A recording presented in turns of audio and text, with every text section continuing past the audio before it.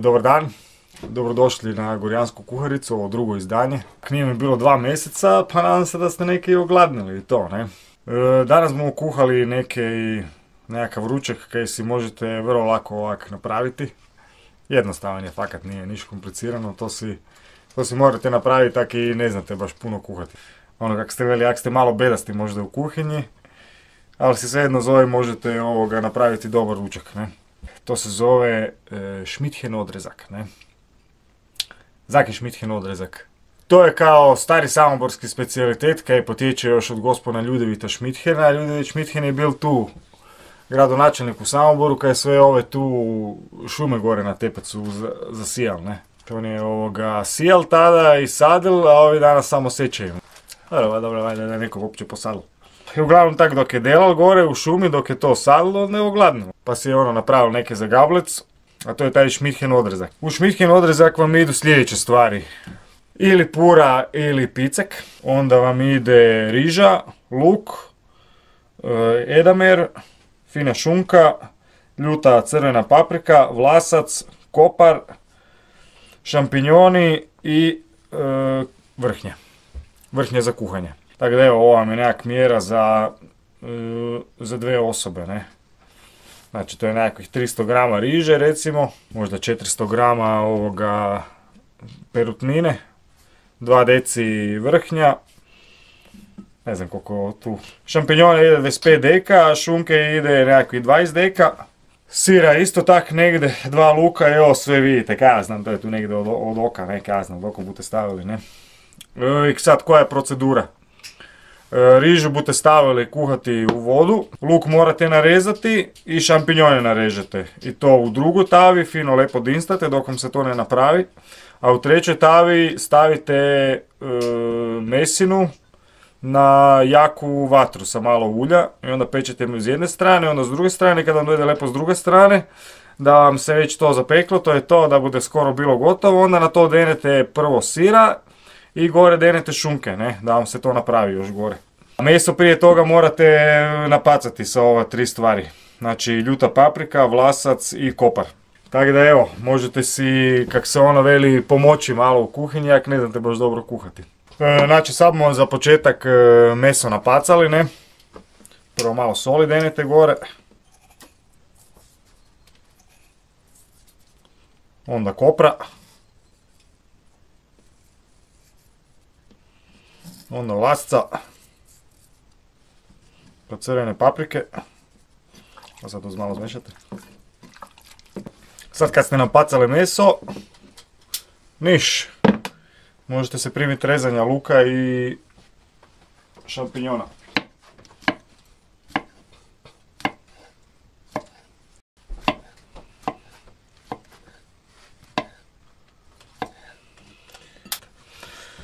Evo ga, to je to. Narezali smo šampinjone, sad idemo s lukom.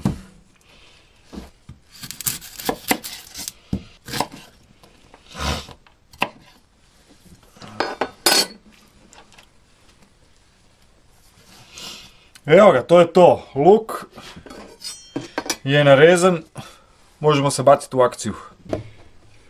Znači, sve je spremno, imate 3 tave, u jednoj je kuhalica za rižu. Fino, lepo nalaganu vatru. I viške, to je to. Stavili ste rižu kuhat, poklopite. Evo ga, znači prvo bomo išli onda riža, poslije toga ide luk i šampinjoni.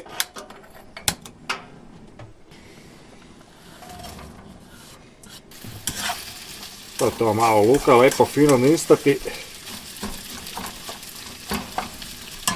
Uvijek stavim malo soli isto na luk,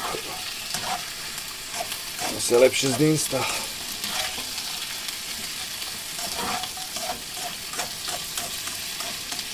To sve kad se tak pripremite, to je fakat jedan od onih ručkova koji je brzo gotov.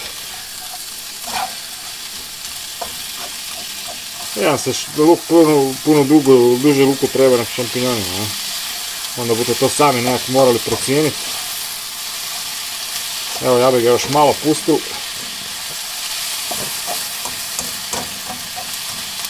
Vidimo kaj je s rižem, riža je već počela delat. Vidite kako to sve brzo ide. Evo, možemo ići sa šampinjonima, ne? Pa ne bomo vam puno vode pustili, onda vam je to ovoga...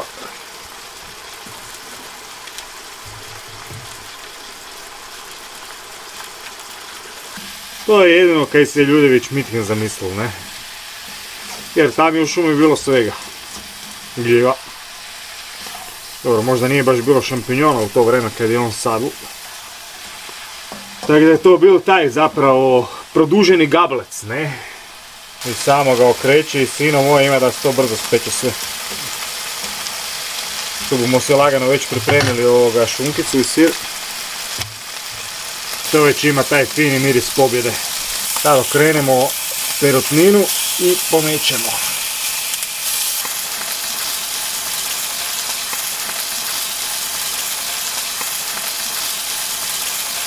Možete unutra zvršnjice mići.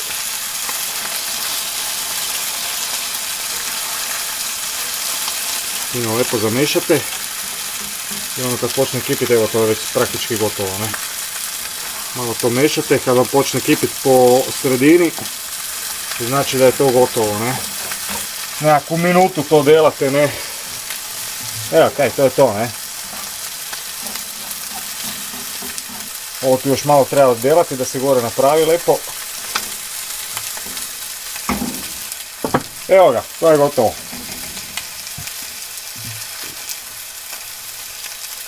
I niš, sad se to stavite lepo u tanjur.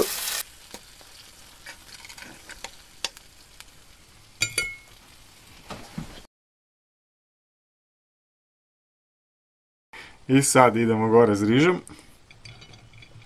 Vidite kako se lepo riža napravi, da je sva zrnasta, ne? I sad na kraju idete z umakom.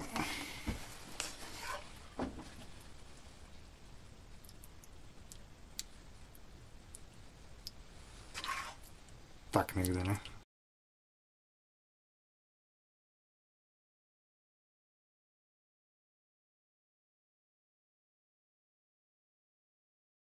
Šmitkin odrezak je gotov, vidjeli ste kako se to dela, ne? Prvo stavite meso, onda stavite rižu i na kraju idete gore sa umakom od šampinjona, vrhnja i luka. Dobar tek. I vidimo se u sljedećoj epizodi u kuharici kod Slavo Zarčanina Tomokoza, ne? Živjeli vi i živjela Gorjanska TV, ne?